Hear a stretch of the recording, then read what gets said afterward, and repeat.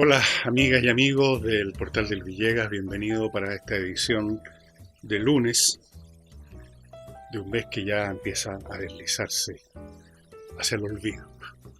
Espero que se deslicen hacia el olvido muchas cosas algún día, que nos olvidemos de la pandemia, que nos olvidemos de la insurrección, que nos olvidemos de los violentistas, de los vándalos, de los histéricos, del mocéfalo, algún día. Mientras tanto, tenemos que tolerar esas cosas y voy a partir con un tema que en realidad emergió, no es un tema en verdad, no alcanza a ser tema, pero fue un evento que ocurrió la semana pasada y que en su momento no lo toqué, se me pasó, lo voy a tocar ahora, porque no deja de ser curioso, pero tiene sus implicaciones.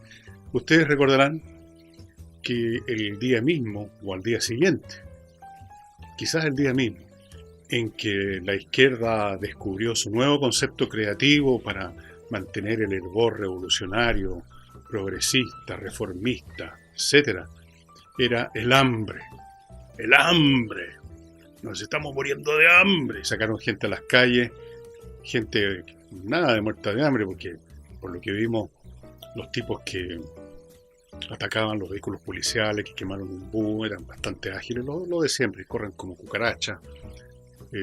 Vimos también algunos dirigentes, hay algunos personeros muy ligados al Partido Comunista.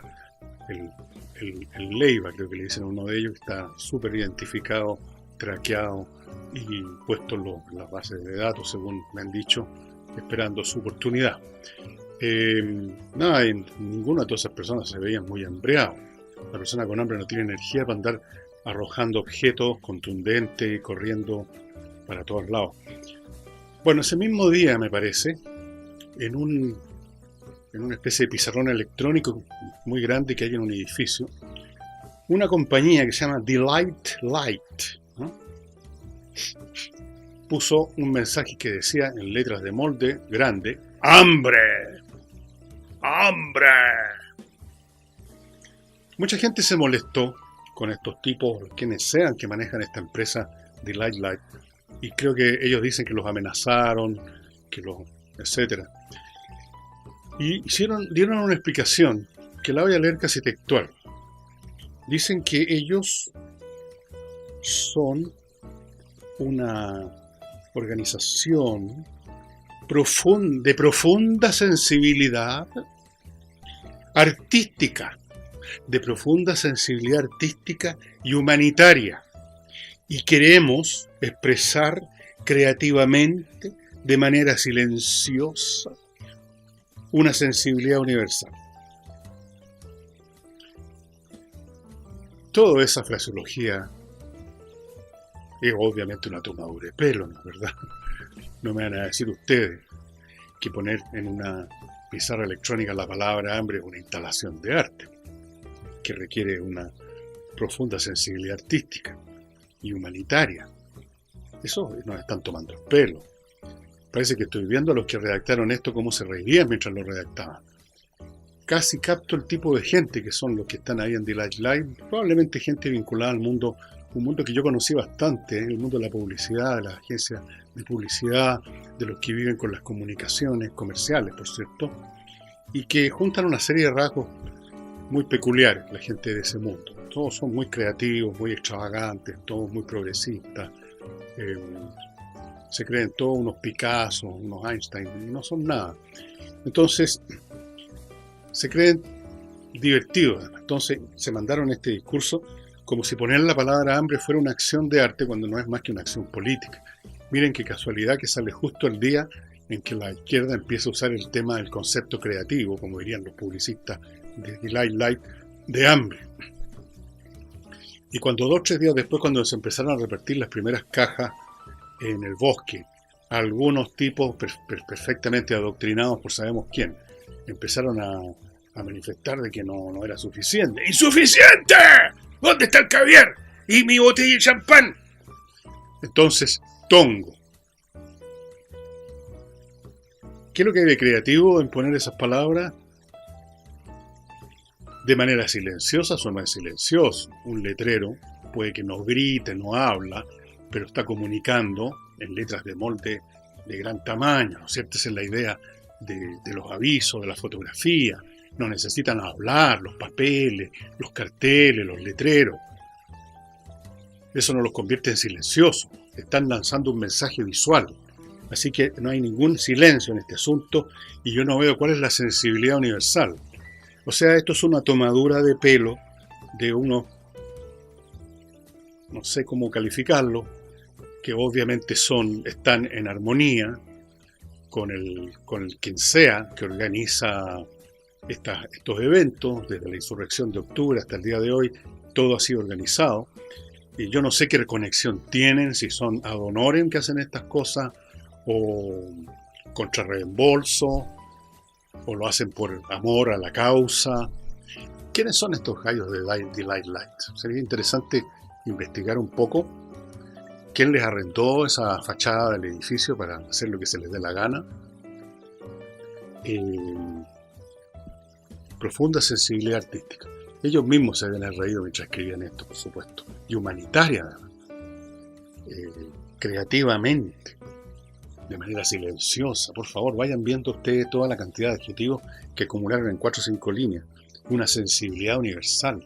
¿En qué sentido el hambre es una sensibilidad universal? Puede ser alguna vez quizás una carencia universal, pero no es una sensibilidad universal. O sea, esto es un baturrillo de estupideces tratando de pasar por algo chistoso, una burla al público, al gobierno, a todo el mundo, y para salir con la suya. Vamos a ver cuáles van a ser los próximos letreros contra personas, una de esas contra uno, contra el de más allá, a favor de este de acá, y van a decir que son de profunda sensibilidad artística y humanitaria. Ustedes ven entonces con este pequeño ejemplo la dimensión tremenda,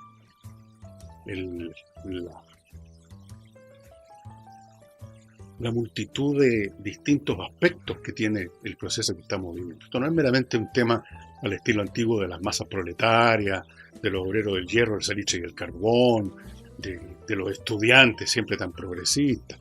No, esto abarca más, abarca otros ámbitos, abarca profesionales, abarca artistas, abarca literatos. Mundo por lo demás siempre que ha estado bastante cercano a la izquierda porque entre otras cosas muy conveniente. Hubo un tiempo en este país que usted no ganaba ningún premio literario si no era miembro del Partido Comunista o si no era simpatizante del Partido Socialista o de alguno de esos sectores. Y entonces era debidamente, después que usted había hecho las tareas y que se había portado bien, recibía un premio Casa de las Américas o era por lo menos nominado como uno de los candidatos, lo cual no dejaba de ser. Ha habido siempre una cercanía de esos sectores. Y por eso se han escrito libros como el famoso Opio de los Intelectuales de Raymond Aron, donde hace un análisis casi diría yo zoológico de este tipo de personajes, de estos artistas, estos filósofos, estos escritores que les gusta codearse con el poder, con las ideas que están de moda, con la cosa que va aparentemente en la vanguardia, aunque en el fondo sean ideas, todas ellas hoy en día, sobre todo, totalmente reaccionarias y obsoletas. Entonces, yo me imagino que la gente esta de Delight Light más o menos pertenece a ese mundillo. El mundo de los creativos, de la publicidad, de los artistas, o que se creen artistas, de los comunicadores. Yo los conocía paletadas, y son más o menos cortados por la misma tijera. Se llaman creativos porque se juntan una mañana a ver una torta, como llaman ellos, o sea, comerciales hechos en otros países y los copian después. Y en eso consiste su creatividad. Pero en fin, no tiene mayor importancia, pasemos a otra cosa. El gobierno argentino, que le ha dado con dar estadísticas comparativas de distintos países con Argentina en lo que toca a los muertos, a los enfermos, a los contagiados, etcétera, con la pandemia, metió las patas grosso, dando unas cifras tanto para Chile como para otros países, tomando comunidad con 100.000 personas, tantos muertos o tantos enfermos cada 100.000, cuando en realidad la estadística era cada 1.000.000. O sea, se equivocaron en 10 veces. Y reconocieron su error, pidieron excusas, pero no les bastó eso. No les bastó demostrar que algún funcionario ahí es un saco de arrayán florido, sino que agregaron la siguiente frase que voy a leer textual. podemos cometer errores. Podremos cometer errores, ¿no? O sea, pueden de vez en cuando. Podemos cometer errores, pero no aceptamos ni validamos las mentiras. Esa sí que es subida de chorro, ¿no? Me recuerda a esas personas que ya las han pillado, que no hay ninguna duda de que han cometido un crimen, que los pillaron con la pistola humeante en la mano, que los pillaron con la mano metida en el cajón con el fajo de billete, que los pillaron. Y entonces, si tienen una oportunidad de hacer una declaración, reconocen virilmente y se hacen responsables, porque yo soy bien hombrecito con mis cosas, etc. Es decir, tratan de sacar provecho o de que los pillaron o de su estupidez. Es el caso, el último caso del argentino. Estimados amigos argentinos que puedan estar viendo este programa, ¿me van a decir ustedes que el peronismo no acepta ni valida las mentiras? Cuando es un movimiento político que vive no solo en las mentiras, y que las valida y que las acepta, sino que han hecho de ellas su política. La mentira de las promesas, a las cuales validan todo el tiempo,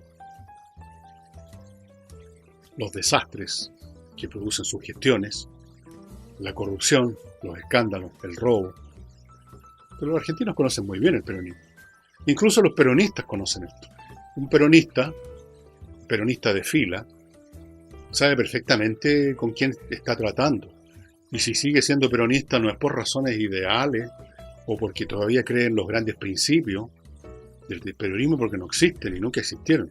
Sigue siendo peronista porque es una carrera política, porque es una manera de llegar algún día, si la facción de ese peronista llega al poder, de llegar al poder, de llegar por lo tanto a la posibilidad también de meter la mano en ese enorme cajón que es Argentina. No hay ningún peronista que tenga la más mínima duda acerca del cariz moral, el talante de ese movimiento. No existe ningún peronista, por imbécil que sea, que crea que el peronismo es un movimiento ideológico, idealista, que promete el futuro esplendor, y que claro, han habido problemas porque hay algunos tipos malos.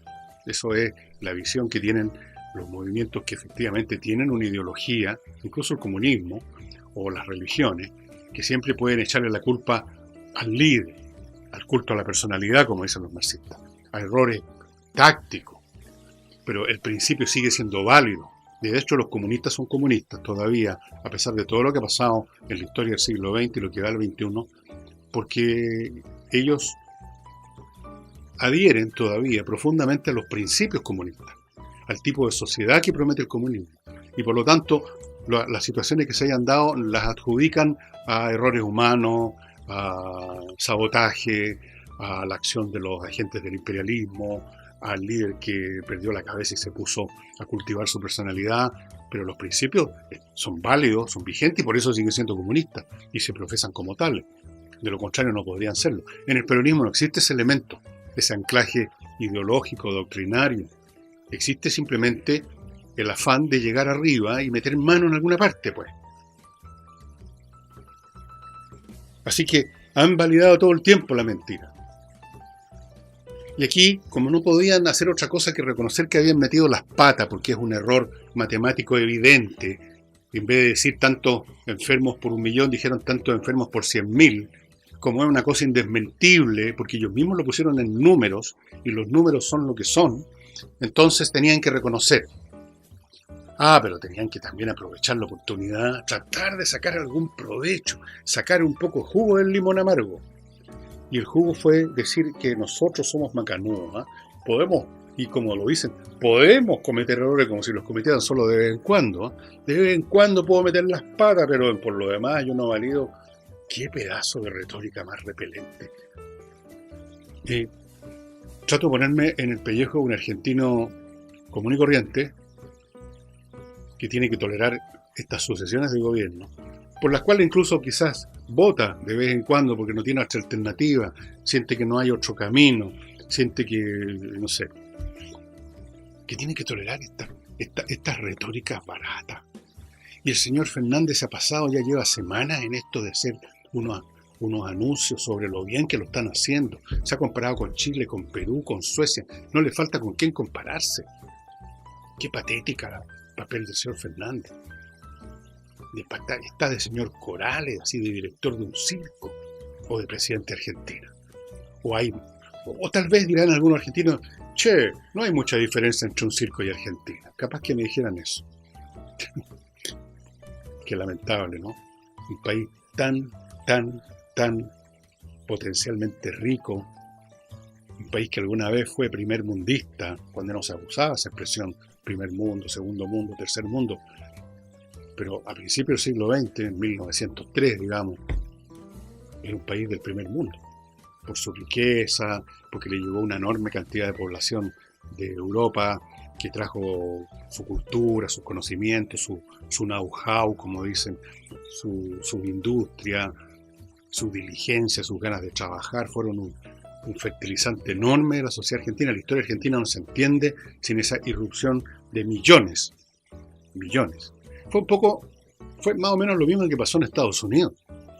Estados Unidos es en gran parte hijo de las inmigraciones masivas que se produjeron desde el principio. Es un país de inmigrantes, Estados Unidos. Pero las inmigraciones que se produjeron, digamos, después de la segunda mitad del siglo XIX hasta principios del XX,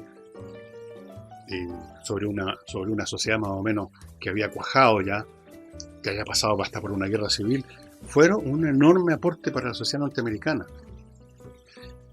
Y lo mismo pasó con Argentina. Aún así, Argentina se las ha arreglado por su débil desarrollo institucional. A estar en manos del peronismo desde hace medio siglo. ¿Qué? No, más, 60 años. Hace 60 años. Vamos ahora a mi primer bloque comercial, estimados amigos, que lo voy a iniciar con notariospress.cl, una empresa que está en la red, que le permite a usted prácticamente hacer el 95% de un trámite notarial sin moverse de su casa. Entrando a esa página, está casi todo listo, incluyendo el pago. Usted ahí llena en una ventanita especial cuál es el papel que necesita. La página le va pidiendo los datos que se requieren para poder hacer ese documento. Eventualmente usted paga con la tarjeta, como se pagan todas las compras en internet. Y luego la página le dice, ya, vaya a buscar su papel mañana a partir de las 10 a la notaría X que está al lado de su casa, por ejemplo. Y usted va, el papel está listo, firmado por el notario, usted tiene que firmar, sí, eso es un acto que se tiene que realizar en la notaría, por eso tiene que ir a buscar el papel ahí, no se lo mandan, lo tiene que ir a buscar, pero ¿cuánto se demora en firmar y retirar el papel? 1 minuto, 5 minutos, 10 minutos, pongámosle ya, así para ser pesimista, y listo. No tiene que estar esperando que lo atiendan, sentado en un banquito, en un asiento, 1 hora o más, que lo atiendan en el mesón, luego viene la redacción del papel, todas las demoras que usted sabe que inevitablemente producen las notarías. Fuera de eso, Notario Express ofrece un servicio para facilitar enormemente las desvinculaciones. Las desvinculaciones de los trabajadores de una empresa en forma masiva. Ofrecen un Notario Express un servicio centralizado y descentralizado que permite hacer estos finiquitos de una manera mucho más rápida, sistemática, menos molesta para todas las partes. Consulte en contacto@notarioexpress.cl. Y ya saben cuál es el mejor detergente para estos tiempos y para todos los tiempos. Lavo Club, amigos, creado en Chile, producido en Chile, distribuido en Chile, y de una manera muy cómoda, se lo traen a su casa, balón de 10 litros, le dura muchísimo tiempo. Cuando se está terminando, usted llama por teléfono, si vive en las ciudades que atienden por teléfono, o entra al sitio del Lavo Club, todas las ciudades están ahí detalladas a mi izquierda. Y es un excelente detergente para la ropa. Es biodegradable, es hipoalergénico, o sea, todas las ventajas. Lavo Club, estimados amigos, vayan adquiriéndolo y cambie su manera de lavar. Y para temas legales laborales, si usted es llevado o va a tener que ir a una disputa legal por temas laborales, más vale que se vaya poniendo en manos de un buffet que se especializa en eso y ha sido reconocido internacionalmente, como ustedes pueden ver arriba a la derecha del documento, por su habilidad, por su capacidad para esto. Es el buffet GMS de los abogados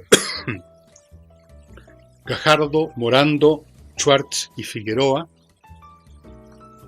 Se especializan en todos los aspectos del derecho laboral en las dos partes posibles. La parte de la empresa, la parte de los empleados.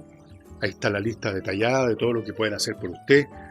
Recuerden que cuando uno enfrenta una corte, un tribunal, que tiene el poder para declararlo usted culpable o inocente en un grado mayor o menor, para imponerle penas, para imponerle multas, para imponerle costos, para imponerle a veces privación de libertad, es una cosa seria el Poder Judicial, y por eso vale la pena ir con los mejores según el caso. Y para los casos laborales, nada mejor que GMS, estimados amigos, abogados laboralistas especializados en eso.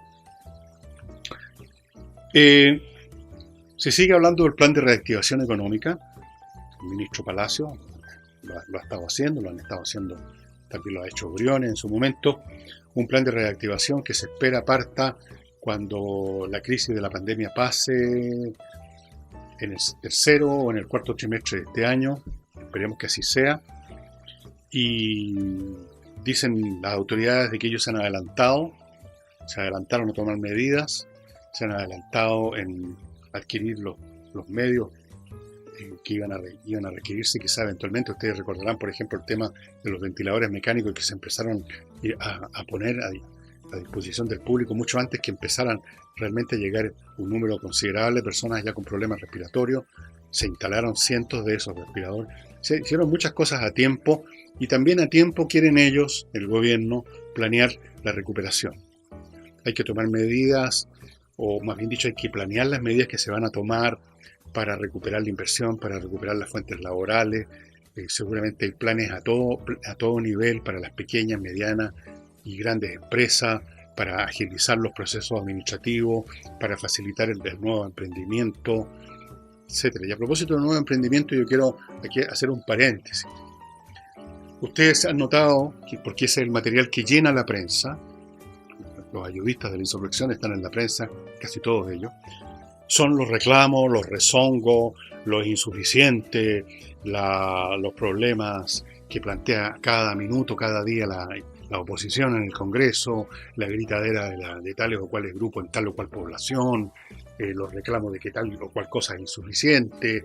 Entonces se nos pinta un cuadro muy deprimente, aparentemente de un país entero repleto de rezongones, incapaces de hacer nada por sí mismos, parásitos o oportunistas que han vivido, algunos de ellos, algunos jóvenes, por ejemplo, muchos de ellos, han vivido a costillas de los papás, después han vivido a costillas de las becas, después han querido vivir a costillas de pituto obtenido gracias al carnet de militancia, no le han trabajado nunca un peso a nadie en realidad, aunque estén sentándose en un sillón, frente a un escritorio.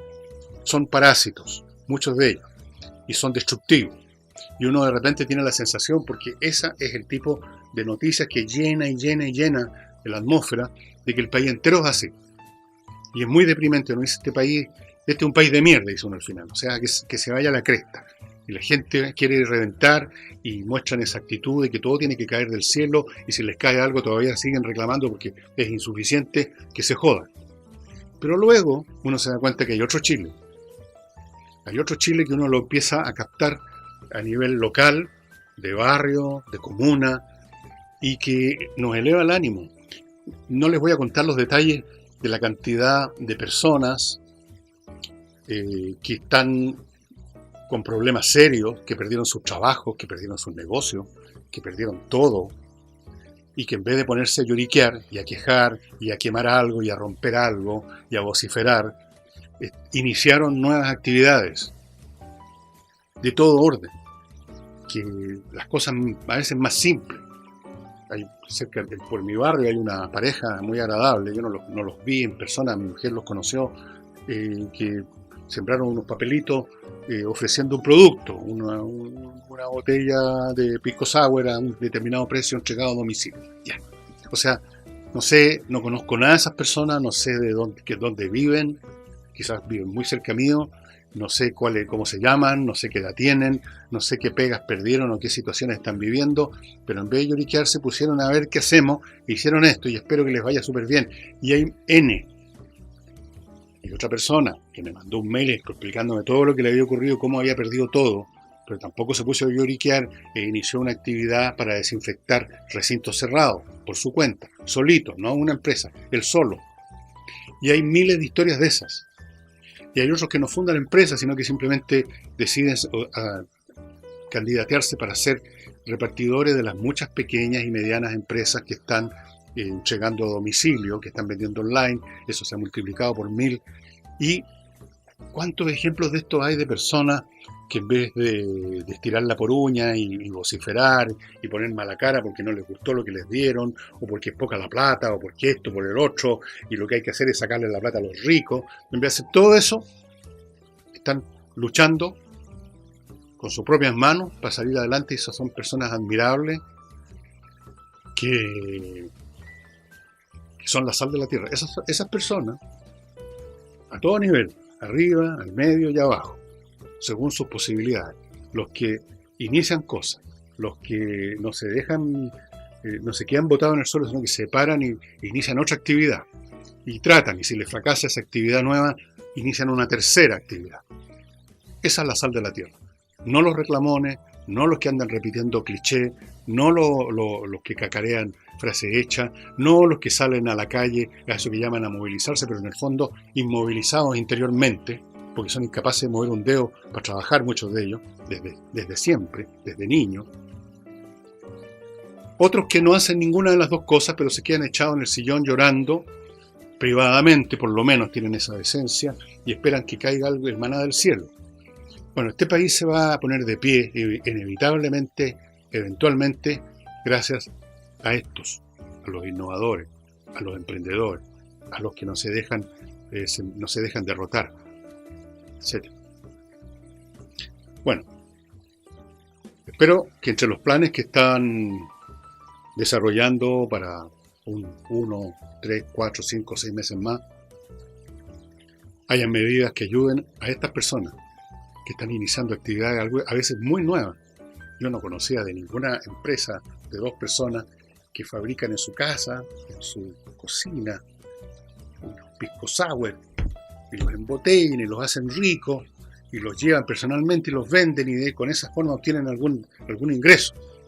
Y capaz que el día de mañana estas personas se convierten en una empresa de mayor calado que hace eso. Pero yo espero que las medidas de Palacio y compañía ayuden, promuevan, en vez de dificultar, como ha sido siempre la historia en Chile, que usted quiere empezar algo y se topa con burócratas desganados, mala leche, que ponen un problema tras otro, y no simplemente por el gusto de ellos, sino porque así están estipuladas las leyes y los reglamentos. Vaya usted a iniciar, no sé cómo será ahora es más informal la cosa por obligación de las circunstancias, pero vaya usted en el pasado, vaya usted en el pasado a iniciar una actividad. Todos los problemas que había, como que no se quería que nadie iniciara nada. Puros problemas. Y actividades nuevas, puros problemas. Empresas nuevas, no estoy hablando ahora de empresas chicas, incluso empresas grandes que tienen un peso mundial, puros problemas. Hasta que se van. ¿Cuántas empresas han venido y se han ido de Chile? Porque no aguantaron más los problemas del Estado, los problemas de los sindicatos, los problemas de todo el mundo. Yo espero que eso cambie. Eso sería un tremendo beneficio que podría otorgarnos la pandemia. Barrer con esa actitud, barrer con esas normas, facilitar que la gente haga cosas. Si al final de eso depende la vida de una sociedad. Gente haciendo cosas, gente sembrando, cosechando, distribuyendo, transportando, fabricando, martillando, acerruchando, pensando, escribiendo, diagnosticando, operando, calculando, paleando. Esos son los que hacen un país. No los burócratas inventando normas, creando obstáculos para justificar sus existencias, posiblemente. Fuera de esto, de decirnos una vez más, señor Palacios, que se está pensando en lo que viene, comentó que esta idea, que viene de la izquierda, por supuesto, como siempre son estas ideas que consisten en creer que la economía se arregla trasladando una cosa de aquí para acá, sacándole a este, como decían antes las viejas, desvistiendo un santo para vestir otro. Entonces, ¿le parece que esta idea de repente cargar de impuestos a los ricos? Hay que ver cuáles son las consecuencias de cargar más impuestos a los ricos, a ver si alguien sale beneficiado. Porque a estos genios de la izquierda se les olvida hacer algunas operaciones matemáticas bien sencillas, ¿no? Dividir lo que se le saca a uno por los millones de personas que supuestamente van a ser beneficiadas, a ver cuánto queda. Y lo que era una cantidad que junta podía servir para invertir, se transforma en 10 pesos por nuca, o sea, no sirve para nada, ni para invertir, ni para crear, ni para consumir, se convierte en sal y agua. Tampoco le pareció una buena idea la fijación de precios y claramente tiene toda la razón. Desde la época del emperador Diocleciano, en el Imperio Romano, ya estoy hablando del año 280 después de Cristo, cuando este gallo trató, el Diocleciano, de fijar precios, ya se sabe que no funciona. Pero no tenemos que irnos a la época de Diocleciano. Ahora en Argentina se intentó fijar precios. ¿Qué pasó? Lo que pasa siempre en estos casos. En 2 o 3 días los artículos que estaban al precio, que lograron venderse ese precio, desaparecieron de las vitrinas, se acabaron los stocks y empezaron a reaparecer en el mercado negro a un 40% más del valor que tenían antes. Natural, pues así funciona la economía. Así funciona la economía porque así funcionamos los seres humanos. Cada cual busca maximizar su beneficio. Y eso es todo. Ahora, cuando usted, a pesar de eso, quiere implantar, pues eso le ha pasado a todos los regímenes autoritarios, cuando a pesar de eso usted quiere implantar contra los impulsos, por nefastos que sean de la naturaleza humana, cuando usted quiere implantar una medida que va contra esos impulsos, lo que termina ocurriendo es que el régimen se convierte en una dictadura salvaje y tiránica, porque entonces, ya que no lo obedecen, con un simple llamamiento, empieza a ocupar la fuerza bruta. Empieza a obligar a la gente a bayonazo en el poto a que venda a precios y aún así la gente sigue escondiendo producto y vendiéndolo como sea, incluso corriendo el riesgo del bayonetazo. Pero no aprenden nunca, no aprenden jamás. Son como, no sé si a usted le ha tocado alguna vez como papá, como tío, como hermano mayor, como primo mayor o como el compañero un poquito menos lerdo que los demás, tratar de hacerle una clase de matemática al que no entiende.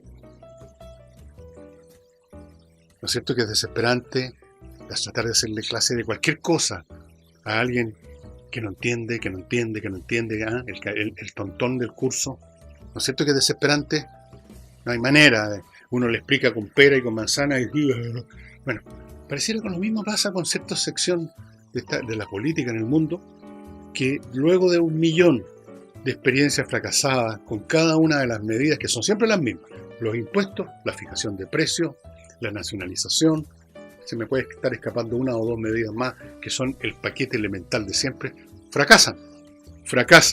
Y estos son fracasos que cuestan vida, que cuestan desarrollo, que significan hambruna, como pasó en Rusia, como pasó en China, como pasa actualmente hoy en Norcorea, donde habían estadísticas que salieron hace unos meses atrás, recuerdo, en medios internacionales, sobre cómo bajan de peso en Norcorea la gente porque simplemente no se pueden alimentar de forma suficiente. Entonces, pero siguen repitiendo lo mismo porque suena bien. A ellos les parece que la gente común y corriente se va a sentir contenta de ver que alguien los impulsa a armar una horda linchadora e ir a quitarle la plata al rico que vive allá arriba de la colina en su palacete. Vamos a quitarle. Vamos a quemar el castillo de Frankenstein. Vamos a estar todos mejor. En España pasó lo mismo. También trataron de fijar precios y pasó exactamente lo mismo. Pasa siempre lo mismo. En Chile pasó el año 72, cuando se trató de controlar la venta de productos para la casa con las juntas de vecinos. Y lo que sucedió fue, yo me acuerdo, yo vivía también en este mismo barrio donde vivo ahora, en unas cuadras más lejos de acá donde estoy ahora. Y había un negocio en una esquina. Usted iba en el día a comprar lo que supuestamente tenía un precio fijo y los estantes estaban vacíos y el dueño, que era un gordo ceboso, muy desagradable por lo demás, no hay nada. No hay, pues mire usted, pues ahí está todo vacío. Y en la noche, a las 12, 1 de la mañana, si uno pasaba por ahí a echar una mirada, el negocio tenía las cortinas a medio abrir y un desfile de gente yendo a comprar a los precios que quería el gordo ceboso. Así era. Y da lo mismo el régimen. Así funciona la naturaleza humana. Uno no puede establecer y construir una base económica sana y una sociedad sana mirando para otro lado cuando se trata de considerar cómo funcionamos los seres humanos, cada cual buscando su máximo beneficio. Más bien hay que tratar de poner, por así decirle, enjaezar esas energías, ponerle rienda para que esos caballos salvajes, que son la codicia, etcétera, hagan avanzar el coche. Por eso que las economías libres se enriquecen y las economías bajo control central, bajo limitaciones, bajo precios fijos, bajo esto y lo demás allá, se estancan. Lo que le pasó al entero mundo socialista, se estancan. Nunca pueden satisfacer a los consumidores, nunca pueden producir productos de buena calidad tampoco. Nadie está interesado en la calidad ni en nada. Cuando a la gente le cortan el resorte de su interés personal, la economía se empobrece, se estanca, se deteriora y se caen en hambruna. Eso es, ha pasado siempre. Y déjenme pasar ahora a otro bloque comercial. Esta vez les quiero recordar la corredora de seguros Booker, que se ha especializado en ofrecerles excelentes instrumentos de seguridad en materia de salud a pymes que tengan por lo menos 5 trabajadores para arriba. Pero es también una corredora de seguros que le hace a toda clase de seguros y a toda clase de empresas. Yo quiero aquí reconocer un error. Yo dije que ellos atienden grandes empresas como la Coca-Cola. Algunas personas creyeron que yo estaba diciendo que ellos son los corredores de seguros de la Coca-Cola. No, no son los corredores de seguros de la Coca-Cola. Son corredores de seguros de empresas como la Coca-Cola de grandes. A eso me refería. Si se entendió mal, mi culpa. E instituciones del Estado. No voy a nombrar ninguna, yo sé cuáles son, para no meter las patas de nuevo. Pero le trabajan también a grandes empresas, como parecidas, similares a la Coca-Cola o a General Motors, lo que usted quiera, a grandes empresas, grandes organizaciones, grandes instituciones. Y como les digo, además tienen estos seguros muy especiales y muy convenientes para las pymes. Así que póngase en contacto con los corredores de seguros Booker. ¿Ok? Y para desinfectar a todo dar un recinto cerrado que puede ser su casa, puede ser el auto, que es un recinto cerrado al fin de cuentas, su oficina, un galpón que tiene, una bodega, una fábrica. Póngase en manos de Ozonium. Ozonium es una empresa que tiene un sitio web, ozonium.cl, con un teléfono fijo y un teléfono celular que ustedes pueden ver que utilizan ese desinfectante natural y el más efectivo que existe según la Organización Mundial de la Salud, que es el ozono. Como ustedes saben, el ozono es una molécula muy peculiar de oxígeno, porque en vez de ser O2, la molécula de 2 átomos de oxígeno es O3, una cadena de 3 átomos, y yo no soy químico, pero por algún motivo el que hayan 3 átomos en una estructura molecular en vez de 2 cambia las peculiaridades. Así está hecha la naturaleza. Y es un tremendo desinfectante, desde luego elimina de una patada en el popó al COVID-19, desinfecta todo, no solo el virus del COVID, sino que cualquier virus que usted le alcance, no deja tampoco ninguna bacteria con vida, y es un gas, por lo tanto lo cubre todo. No es un vaporizador que naturalmente va dejando un área pequeña, local, con el producto, sino que el gas se expande por todos lados y por lo tanto cubre el recinto completo, llega a todos los rincones, no deja residuos tóxicos, no se preocupe por usted ni por sus mascotas, no hace nada. El ozono a veces tiene un olor muy peculiar, muy estimulante, uno lo siente, sí, cosita. El ozono se produce de forma natural a veces en las tormentas eléctricas, ¿no? Y por eso que las tormentas eléctricas tienen un cierto olor peculiar, porque hay más ozono en el aire. Pero en fin, terminó la lección de climatología y química. Desinfecte con ozono, estimados amigos, ozonium.cl. Y para vender su casa, no para desinfectarla, Hey, el corredor, sonó el bip bip, el corredor más rápido de Chile, porque tiene, primero, métodos distintos y especiales. Segundo, porque trabaja todo el santo día, toda la semana, todo el mes, todo el año, no para nunca. El hombre va a terminar, yo creo, va a terminar vendiendo mucho. Va a vender siempre más rápido que cualquier otro por esos métodos. Fuera de eso, sabe encontrar arrendatarios. Si usted quiere arrendar un local, una casa, un departamento, un buen arrendatario, sabe administrar arriendos. Hay personas que su ingreso es ser rentista, tienen un montón de departamentos, un montón de cosas, cobran el arriendo, pero es un trabajo pesado. Póngalo en manos de Hey. Hey. Y continúo con los temas. Aquí hay una cosa insignificante que la menciono como para aliviar un poco la cosa. He mencionado ya antes que los amigos del mundo periodístico tienen cierta especial predilección por repetir cliché hasta el fin de los tiempos. Y para ello entonces es imposible poner dólar. Tienen que poner el billete verde. Para ellos es imposible escribir o decir agua. Tienen que decir el líquido elemento o el vital elemento. Para ellos es imposible que haya cobre, sino que es el metal rojo. Y ahora he descubierto otro que no conocía, el oro, una palabra rápida para decir o escribir 3 letras, oro. No, es el metal amarillo.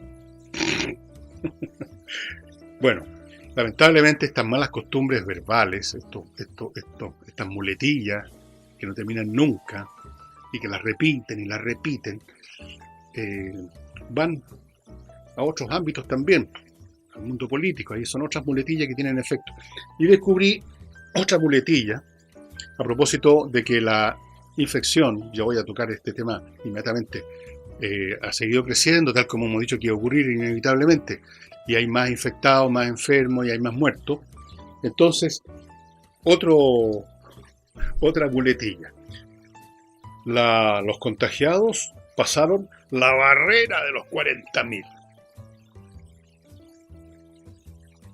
Wait a minute. ¿En qué sentido el número 40.000 es una barrera? Barrera significa un objeto conceptual o físico que opone resistencia a que algo crezca o pase por ahí. Eso es una barrera, ¿no? ¿Verdad? ¿En qué sentido el número 40.000, que es un número, es una barrera y no es, por ejemplo, 3.999? ¿Qué resistencia ofreció el número 40.000? Que luego de una larga lucha el número de enfermos pasó. Esa barrera que resistía, pero no pudo. Pero como les digo, este tipo de idiotismo se llaman estas cosas, ¿no? En economía se usa mucho. Si el dólar pasa pongamos, de 800 a 810, van a decir, pasó la barrera de los 800, como si el número 800 fuera una barrera. Como si hubiera una disposición administrativa, legal, constitucional, que genera ciertos efectos pasados cierto número. Por supuesto que hay números que bajo ellos, sobre ellos, producen un efecto. No por el número mismo, sino porque están asociados a una disposición. ¿No es cierto? Por ejemplo, si usted tiene más de 3 multas al año del tránsito, le van a quitar su carnet por más tiempo, por un tiempo X. Si tiene 2, se lo quitan por menos, y así, cosas así.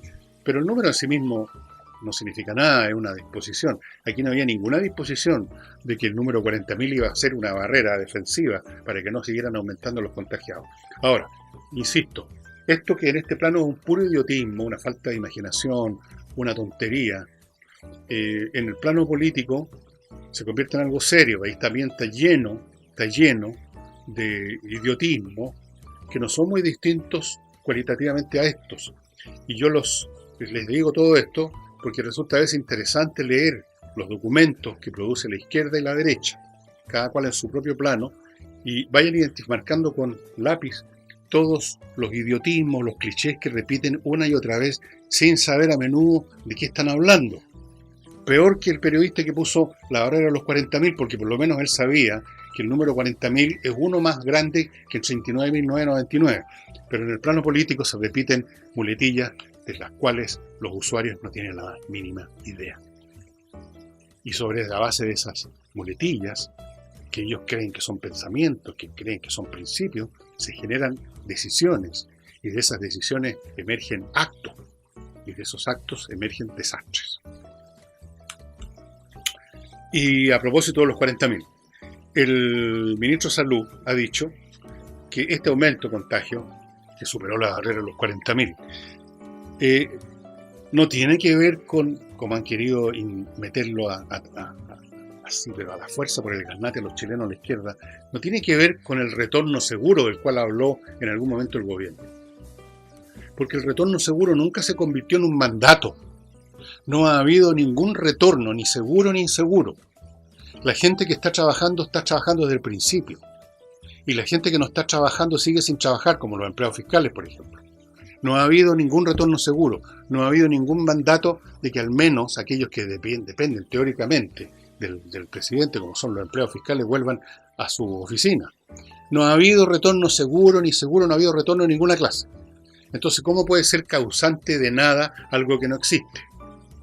Y esto lo digo yo, no lo dijo Mañalich. Mañalich dijo que este aumento no tiene que ver con el retorno seguro, simplemente pasó de largo, sino que existe porque las medidas de aislamiento, las cuarentenas incluso, no han sido cumplidas.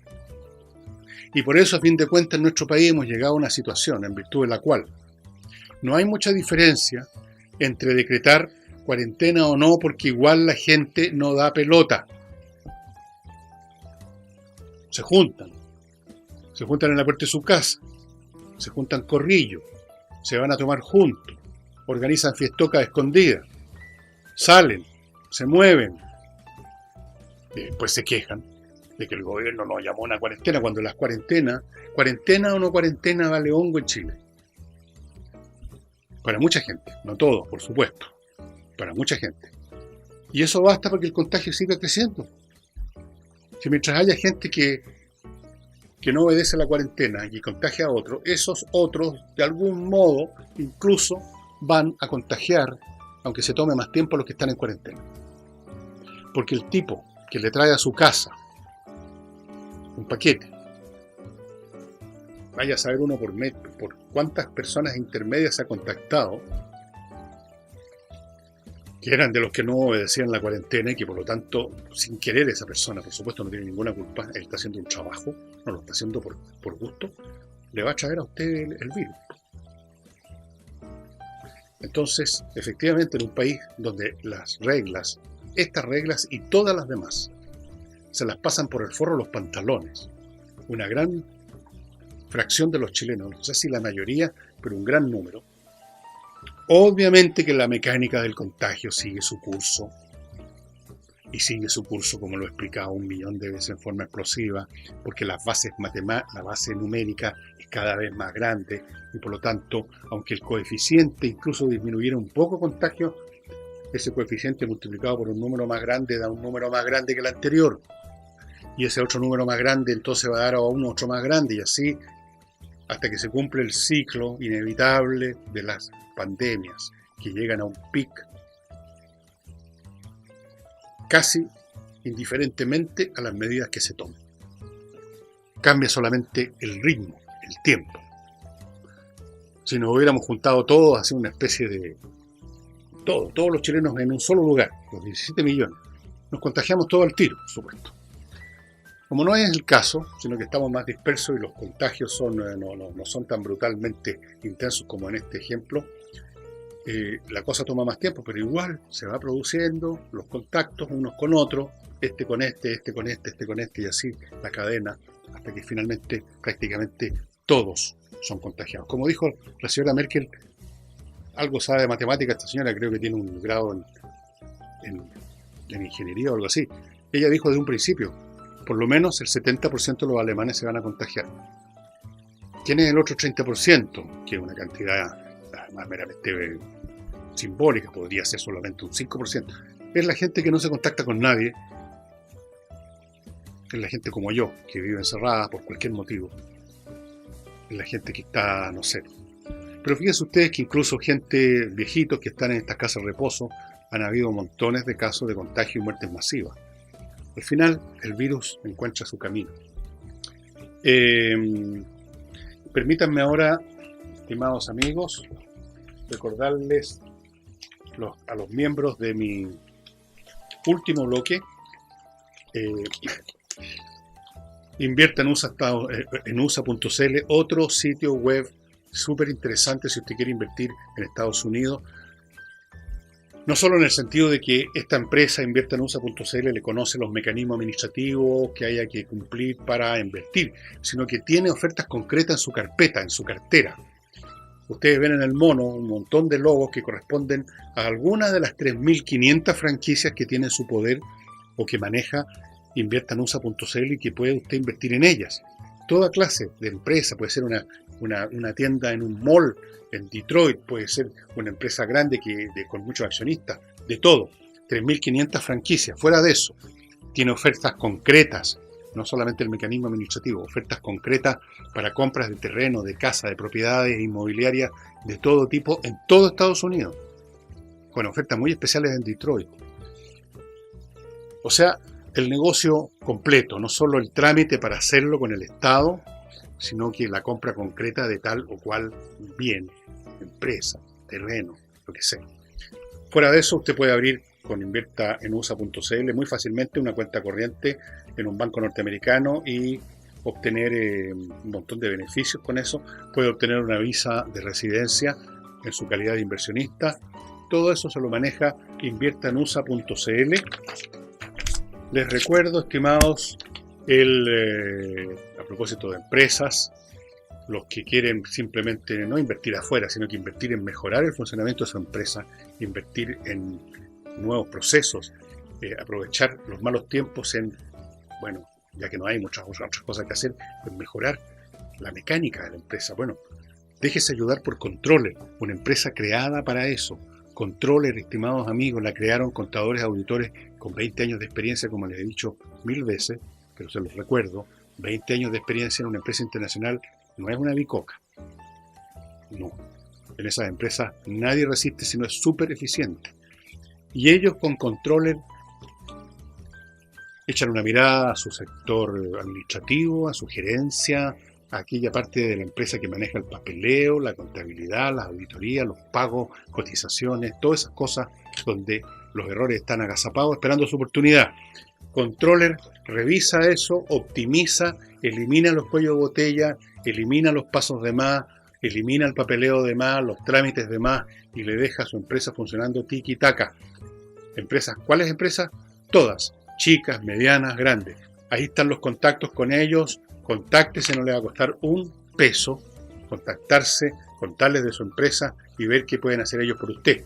Y finalmente les recuerdo el ajedrez, que está en espacioajedrez.com, la caja, las piezas, muy bien hechas las piezas, y el tablero es plegable, muy bonito, la licencia para entrar a todos los servicios de espacioajedrez.com y adquirir así, y lo distribuye muy rápido, se distribuye muy rápido. Adquieren así un método para no subirse por las paredes de su casa en estas jornadas en que estamos horas dentro de la casa. Se entretiene, se absorbe, agiliza su mente. Si es un niño al que le regaló el ajedrez, lo está preparando para grandes tareas, lo está ayudando a crear un sistema operativo mental mucho más eficiente que la confusión en que se mueve generalmente el niño y el adulto común y corriente. Una confusión donde no hay lógica, no hay claridad, no hay memoria, no hay bases de datos, no hay nada, o muy poco. Organiza la mente de un niño con el ajedrez. Y termino el programa con una obra literaria. Ustedes probablemente hayan visto más de alguna serial o película donde el protagonista, el héroe, es un detective privado, medio reventado, que tiene un tipo que es entre amigo y enemigo en la policía, que a veces lo ayuda y que a veces no, que tiene una secretaria que casi no le paga el sueldo, que tiene pocos clientes. En fin, ese género que se llama el género del policial negro, han hecho muchas películas, y el originador de ese género, uno de los dos originadores, es Raymond Chandler, que creó un personaje famoso, del cual se han hecho películas. Humphrey Bogart protagonizó al personaje. El personaje se llama Philip Marlowe, un detective privado, y que tiene todos los elementos en su DNA que se convertirían después en una convención del detective privado de la literatura y del cine.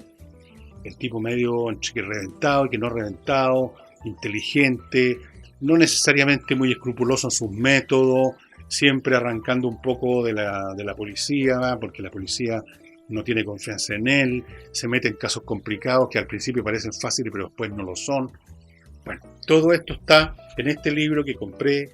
Yo no sé si estará esta edición en Chile, Serie Negra se llama. Lo compré, me acuerdo, en mi último viaje a Buenos Aires. Todo Marlowe, todas las novelas que escribió Raymond Chandler, en que el protagonista era Philip Marlowe. Son varias novelas, y para que más o menos capten el ambiente, voy a leerles el principio de una de esas novelas, muy buena, de la cual se hizo una película con Humphrey Bogart, se llama El sueño eterno. Y empieza así. Eran más o menos las 11 de un día nublado de mediados de octubre y se tenía la sensación de que podía empezar a llover con fuerza pese a la limpidez del cielo en las estribaciones de la sierra. Me había puesto el traje azul añil, con camisa azul marino, corbata y pañuelo a juego en el bolsillo del pecho, años 40, zapatos negros, calcetines negros de lana con dibujos laterales de color azul marino. Iba bien arreglado, limpio, afeitado y sobrio, siempre son bebedores fuertes estos tipos, y no me importaba nada que lo notase todo el mundo. Era sin duda lo que debe ser un detective privado bien vestido. Me disponía a visitar a $4 millones. El vestíbulo principal de la residencia Sternwood tenía una altura de 2 pisos. Sobre la doble puerta principal, que hubiera permitido el paso de una manada de elefantes indios, había una amplia vidriera que mostraba a un caballero de oscura armadura rescatando a una dama atada a un árbol y sin otra ropa que una cabellera muy larga y conveniente. El adalid había levantado la visera del casco para mostrarse sociable y estaba tratando de deshacer los nudos que aprisionaban a la dama, pero sin conseguir ningún resultado práctico. Me quedé allí parado y pensé que si viviera en la casa, antes o después tendría que trepar allá arriba para ayudarle. No daba la impresión de esforzarse mucho. Marlowe es el prototipo del detective privado, como le digo, de infinitas novelas, de muchas otras novelas que hizo Chandler, por cierto, de otras que hizo otro autor que creó otro detective privado parecido a Marlowe, no me acuerdo ni el del autor, ni del otro detective, a lo mejor usted sí. Millones de películas, el tipo cínico, pero en el fondo con un corazón de oro, el tipo que descubre realmente el ovillo de la madeja mucho antes que el policía, que siempre es un tipo no muy brillante, que lo persigue, aunque hay un jefe sobre ese detective, ese policía que lo persigue, que tiene buena onda y que como que le hace la vista gorda de repente, lo ayuda en ocasiones, y el detective lo ayuda a él también, le facilita resolver un caso. Son siempre buenos para abrir el frasco de whisky, fuman. Marlowe juega ajedrez de repente, tienen aventuras amorosas pero son tristes, nunca llegan a ninguna parte, son siempre transitorias, a la onda James Bond si ustedes quieren. Son personajes queribles, atractivos. Yo creo que la mejor encarnación cinematográfica de eso fue la que hizo Humphrey Bogart, de Philip Marlowe. Como que era perfecta la facha de Bogart para representar a estos detectives, siempre un poco al borde de la ruina, siempre con su oficina con pocas visitas, siempre esperando a un cliente que no llega nunca, siempre con cuentas impagas, la secretaria que tampoco le ha pagado, pero que es muy buena onda, tiene un tremendo corazón y que en el fondo todos adivinamos que está enamorada del jefe, pero nunca hay nada entre ellos. En fin, es un mundo con muchas convenciones, pero son convenciones amables, atractivas. Y aquí están todas las novelas que hizo Raymond Chandler con Philip Marlowe como protagonista. El sueño eterno, Adiós muñeca, La ventana alta, La dama del lago, La hermana pequeña, El largo adiós. No sé si es El largo adiós o El sueño eterno, donde estaba o Bogart, Playback, El Confidente, El Lápiz. El libro, ustedes ven, es bastante grueso porque en el fondo aquí hay varias novelas, así que es grueso pero no es grueso, usted no está obligado a leer todas las novelas de un paraguaso. No sé si esta edición, Serie Negra, de la editorial... ¿Qué editorial es esta?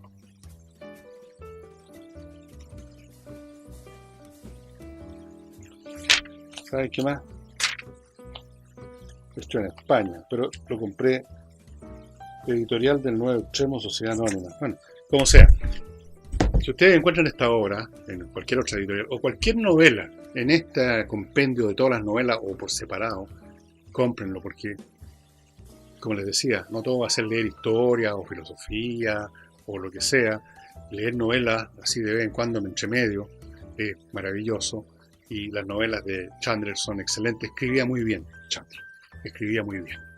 A pesar de las traducciones, se nota que escribía muy bien. Y eso sería todo, estimados amigos. Nos veremos mañana, si Deus le permite.